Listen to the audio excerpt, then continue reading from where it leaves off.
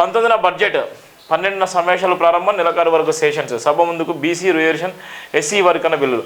రూపాయలు 3.8 లక్షల కోట్ల అంచనాలతో ఈసారి కొత్తగా బడ్జెట్ కూడా పెడుతున్నారు. ఈ బడ్జెట్లో మన జీవితాలు కూడా మారబోతున్నాయి. పెద్ద మొత్తాలు కూడా బడ్జెట్ పెడుతున్నారు. ఈ బడ్జెట్లో ఉన్నటువంటి అయితే 6 గ్యారంటీలు ఏ విధంగా ఇచ్చిలో 6 గ్యారంటీలు దృష్టిలో పెట్టుకొని 6 గ్యారంటీలు ఉన్నటువంటి అనేకమైనటువంటి హామీలు, ఆ హామీలు నిజంగా కాంగ్రెస్ ప్రభుత్వం ఏ అయితే మేనిఫెస్టోలో పెట్టిందో ఆ మేనిఫెస్టోలో పెట్టినటువంటి హామీలను దృష్టిలో పెట్టుకొని ఈసారి అయితే భారీ స్థాయిలో కూడా బడ్జెట్ పెట్టాల్సిన అవసరం ఉంది. ఆ బడ్జెట్ ఏ విధంగా ఉందో మనం చూస్తున్నాం. 12న సమావేశాల ప్రారంభం, నెలవారీ వరకు సెషన్స్. 12వ తారీఖు నుంచి సమావేశాలు ఉంటే మనకు ఈ సమావేశాలు 19వ తారీఖు బడ్జెట్ పెడుతున్నారు. 24, 25 తారీఖు బిల్లు పెట్టేటువంటి నేపథ్యం కూడా మనం చూస్తున్నాం.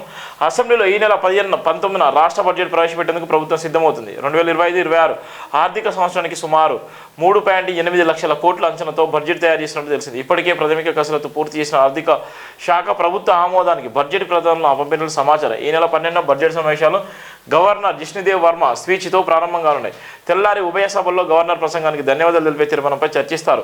14 హోలీ సందర్భంగా సెలవు, శని ఆదివారాలు కూడా సమావేశాలు ఉండకపోవచ్చని తెలుస్తున్నది.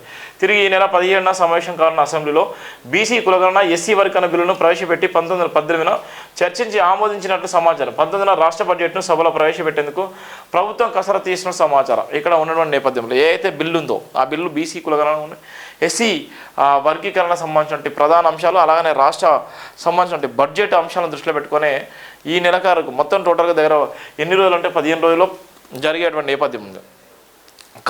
కంప్లీట్గా అసెంబ్లీ సమావేశాల్లో అనేకమైనటువంటి చర్చలు జరిగేటువంటి నేపథ్యం. ప్రధానంగా అయితే బీసీ కులగణన, ఎస్సీ వర్గీకరణ అనేది ఒక ప్రధానంగా జరిగేటువంటి నేపథ్యం ఉంది. దానికి సంబంధించినటువంటి ప్రధాన వార్తం.